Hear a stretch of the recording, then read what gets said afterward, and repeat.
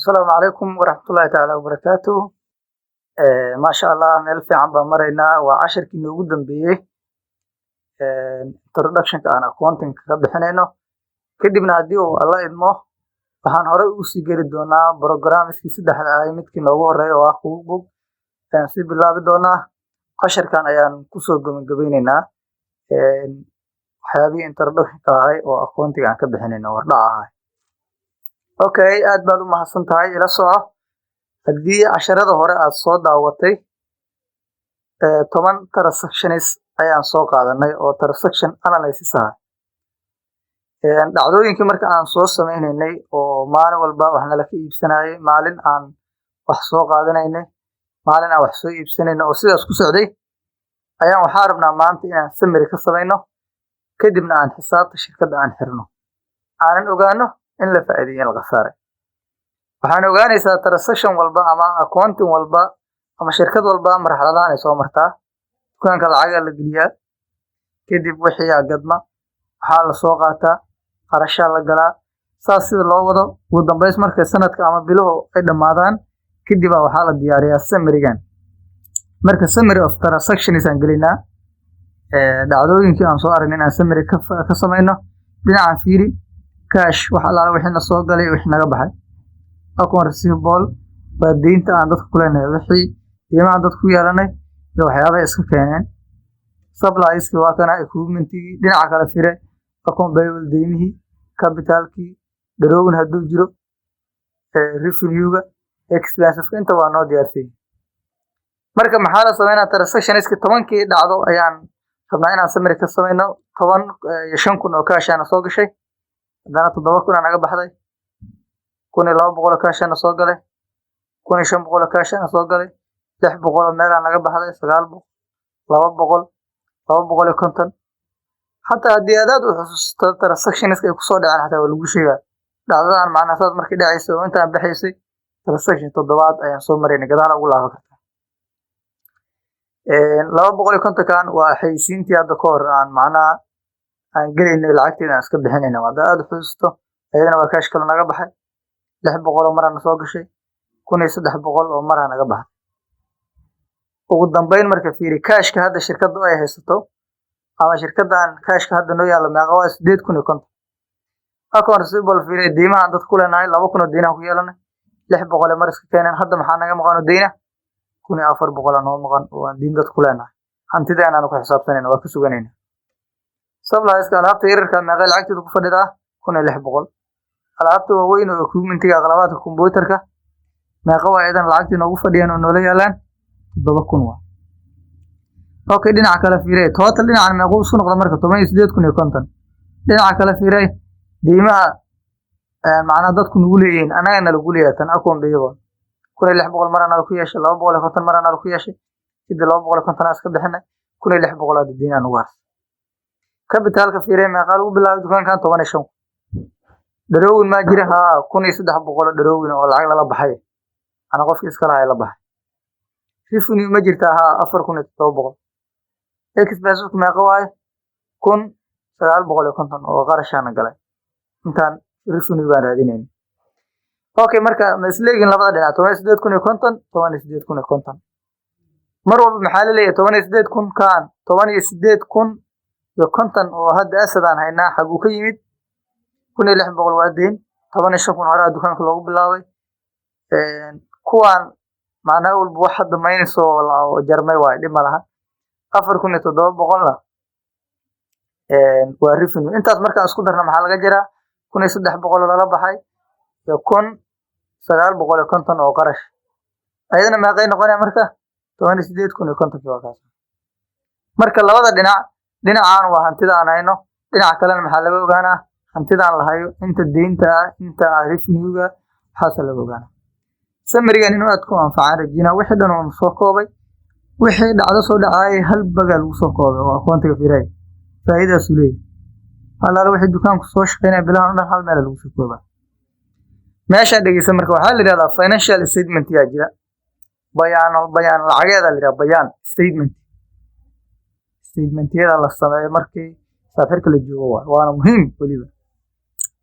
companies marka shirkaduhu prepare waxay diyaariyaan 4 financial statements ay diyaariyaan 4 macnaha bayaan lacageed diyaariyaan ama 4 macnaha statement from the summarized accounting data xogtii la soo koobay oo awal hore summarized lagu sameeyay transactions soo dhacay ayaa 4taasna laga sameeynaa midna income statement bayaankan wuxuu sheegay in la faa'iideeyay in la qasaaray owner's equity statement-gan asana waxaa lagu ogaadaa lacagtii shirkadda lagu bilaabay ma hoos u dhacday ma soo siyaaday balance sheet waxaa laga ogaadaa assetka guud oo hantidan macnaha waxa inta deynta ah iyo inta lacag uu asagu nadiif u leeyahay statement of cash flow waxaa laga ogaadaa cashku qulqulka uu soo maray meesha uu ka yimid inta markuu hoos u dhacay markuu soo kordhay saddexdaan diyaari doonaa kan asaga xoogaa waa laga maarmi karaa cash flow-ga marka saddexdaan waa muhiim waxayna u dhici doonaan sida ay u kala horeeyaan kan oo la diyaarin kan lama diyaari karo kan oo la diyaarin kaas lama diyaari karo marka saddexdooda waxaa la rabaa in la kala hormariyaa la rabaa si u kala horeeyaan marka statement-ga waxaan ku hormaraynaa marka income statement-ga ku hormaraynaa rule-kana la maraa waxaa la sheegaa horta company-ga magaceeda macnaha company-ga shirkadda magaceeda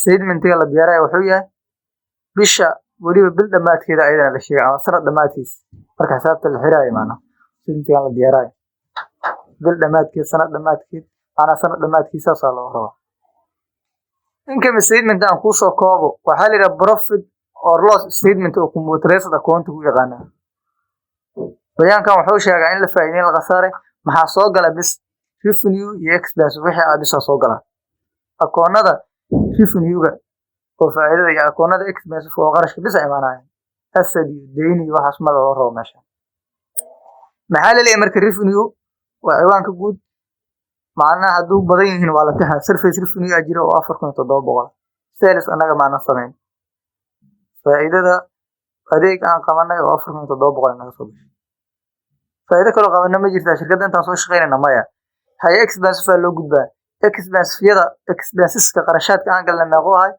salary expense oo 900 rent oo mushaar macnaha rent expense kiro oo 600 advertising expense oo 250 xayisiina utilities expense korontiyo biyo oo 200 isku total garee meeqa waaye 1950 oo qarash maxaa la jiraa marka waxaa la kala jiraa faa'iidada revenue-gaas oo faa'iido waxa inta la faa'iiday ya qarashka macnaha la galay aan la kala goynaa kala gooy hadda meeqa waaye 4700 calculator-kaada qaado 4700 waxaa ka jirta 1950 waxaa soo baxayda 2750 oo nadiif maxaa loo yaqaanaa marka net income ayaa la yiraahdaa net income kan maalin walba net income ma noqonayo fiiray meesha hoose waa ina shuruudan kala fahansan tahay reports the revenue and expenses for a specific period of the time report-kan hadda aan ka hadlayno oo diyaarayno wuxuu sheegaa macnaha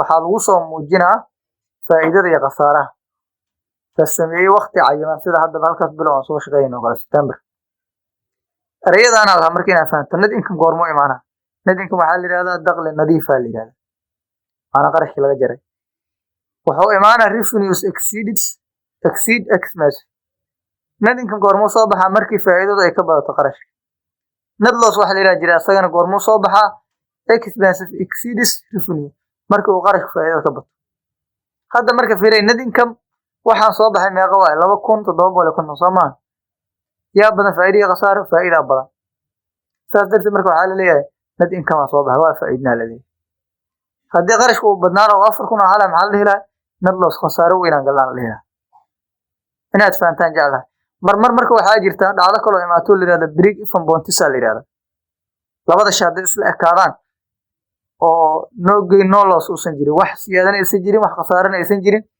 break even bonus la yiraahdo waa isla dhaca la yiraahdo sida dhaca waa maqli jirtaan walaal marka saddexdaas xaaladood bis dhacdadan ka soo baxayda in la faa'iido in la qasaaro ama labadaba in la waayo macna oo lana qasaarin lana faa'iido kasi gudub kaas oo noo diyaarsan yahay dhacdada marka labadii dhacdo in isku xiranta ku sheegay kan hore aan soo diyaarinay ka kale oo waxaan diyaarinaynaa la yiraahdo owner's equity macna shirkadda magaceeda sheegayna waa Softbay owner's equity statement bayaankii capital statement loo yaqaan ogaa labadan eray owners equity qofka macnaha milkiilaha hantidiisa la yiraahdo capitalna waa la mid labadooda waa isku macno capital statement owners equity statement waa isku mid kadib maxaa la ka rabaa bil dhamaadkeedana la ka rabaa inaan sheegno intaan uga hogii dharaa la yiraahdo waa la sheegaa mar walba hadii kale wixii report noqon maayaan marka maxaa la rabaa ko horta waxa la leeyahay qofkii capital hore haduu jiray waa raadinaa beginning capital ma jiray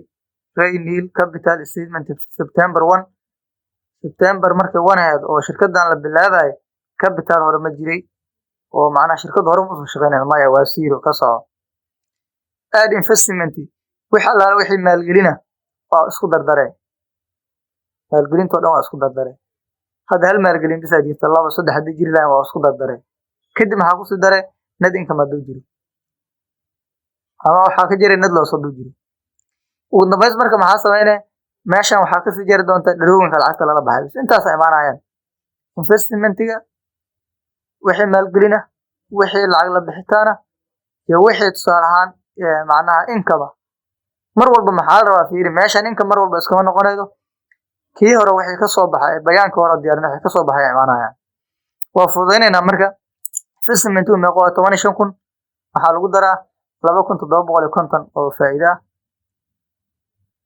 intaas inaad fahantaan jeclahay meeqay noqoto marka 17750 ay noqoto si wad las maxaa laga jiraa drawings waxa waaye lacag la bixidi waaye qofku la baxay meeqo la baxay 1300 hadda ninkan Rainil capitalka September marka 30 mareed meeqo haystaa 16450 oo lacag wada haysta uga wala 15000 ku soo bilaa dukaanka hadda meeqo mare 16450 saadarteed marka faa'iidada markii la soo qabto xaqiisiyada capitalka qofka si siyaadinay allahu sidara soo marka kan marka waxa waa asagoo nadiif ah tan hore qaybtan hore waxa lagu tusay bis ana labadooda mid hore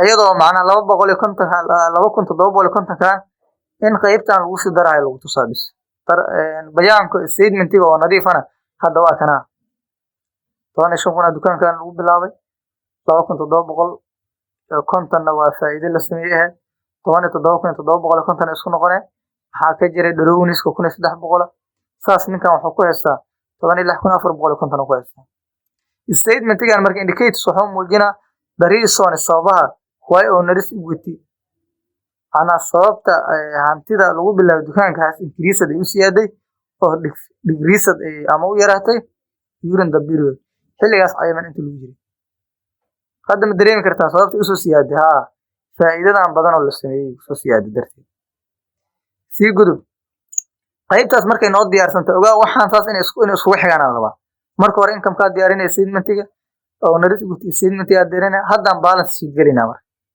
balance sheet waa kana soft base shirkadda magaceeda sheegayna balance sheet kan xataa waa min balance sheet-ka waxa soo gala bis qaacidada accountiga asset-ka liability-ga iyo owners equity-ga isku dhinac waana meesha shirkad walba marka ay wax sameynaydo ama dad ay ku soo biirayaan ama ay share cusub qaadanaydo meesha loo diro waay maxaa laga ogaadaa shirkadan hantida ay haysataa la fiirina dhinaca kale maxaa la ogaanaa intii deyna iyo inta ayadu iska lahayd la ogaanaa waa qaacidadii caadiga ah taqaano hadda maxaa leeyahay cash meeqaan haynaa 8050 ko akoon receivable deyma meeqaan dad ku leenahay 4700 supplies alaab yareed meeqaan haysanaa 1600 alaab u dhiganta alaab waaweyn meeqaan haysanaa 7000 u dhiganta isku total gareys 18050 ay la mid tahay macnaha hantida aan hayn hantidan meesha ka imaatana cadeynana laga rabaa akoon payable aan leenahay liabilities macnaha liabilities ka saga badan kara akoon payable noqon kara salary payable jiri kara mushaar deyn lagu leeyahay akoona badan ay lahayn hadda marka akoon payable deyna jirto 1600 ko capitalna waa jira oo meeqa waay 16400 marka dhacdooyinka waxa loo kala hormarinaa waxay tahay capitalka hadaada soo diyaarin marka hore ma ogaa kartid intii hadda maray 15000 oo hore oo lagu bilaabay bisan soo qoraa Soomaaliya sababtu waa qaldamay marka capitalka saxda si aad u ogaato marka intaada balance sheet ka gelin waa ina marka hore capitalka soo diyaariyaa inay fahantaan jeclaan muhiimadda meeshaas. Balance sheet marka asagoo faahfaahsan waa intaas. Hadda shirkaddan inaad ku soo biirtay in kaleeto waa dareemi kartaa. Sababtoo hadda shirkaddan deynteeda waa yartaa 1600 bis waaye. Macnaa lacagta badankeeda ayada iska leh. 88 kun iyo 50 kan ayada hadda iska leh inta badan 1600 bis deynta. Goorma shirkadda laga carraa markii waxa dhan ay deyn kala bar ay tahay la diidaa markaas. Report-kan waa report kale oo muhiim ah oo mar walba inaan fiirno oo rabo markaan hadhowti computer ku shaqeynayno. waa dhamaaday. Thanks mahadsanid. sidoo kale anina waxaan ku leeyahay mahadsanid. buugana waa ku mahad celiyay, anigana waa ku mahad celiyay. run ahaantii qofkii intaas soo qaatay fahmana computerisadka aad iyo aad ayuu ugu raaxaysan doonaa marka uu baranayo computerisadka. waxyaabahan hadda xoogaa hadda kugu adadkaanaya qaacidooyinkani waa kasii fududaa doonaa. wax dhan wax simbala oo qofku fahmi karo ayay noqonayaan. khayr baan kuu rajeynayaa haddii alla idmo. kuog buug ayaan ka bilaabi doonaa sida loogu shubto qaababka casharada loo isticmaalo. koorso walba waxay leedahay buugay iska leedahay. buuggeedana insha allah waa diyaar. markaan u guda galnaanan kasii wada hadli doonaa. cashirkan intaanu ku ogyahay isii diyaari haddii alla idmo.